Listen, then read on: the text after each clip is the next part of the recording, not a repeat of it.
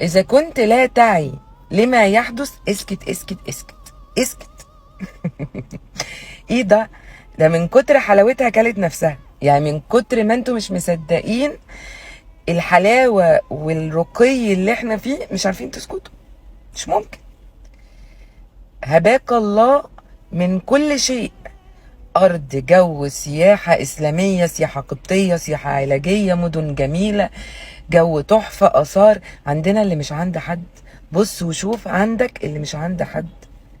اعي لتاريخك، افهم اللي بيحصل حواليك. بص على الأبطال اللي كانوا لابسين الزي الفرعوني، أحمد الجندي وفريال وفريدة، ما شاء الله ما شاء الله. عندك وعي لما يحدث ويبقى عندك ضمير.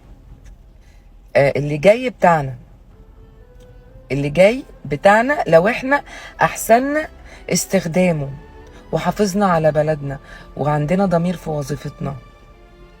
واتمنى ان احنا نتحول الى بلد سياحي، ما عندناش غير سياحة سياحة سياحة سياحة.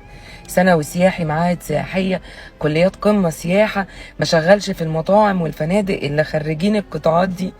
اهتم بده. اصغر حد فينا لاكبر حد فينا شغالين في السياحة.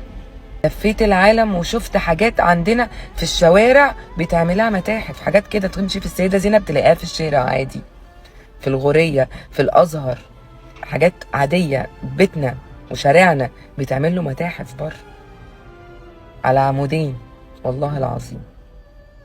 ومفيش بلد في العالم زينا، ومفيش شعب في العالم زينا. عندك وعي لده وعندك ضمير في اللي بتعمله، هتبقى في حتة تانية. عايز تبقى في حتة تانية، اعمل كده، خلي عندك ضمير بس. ولو مش فاهم اسكت.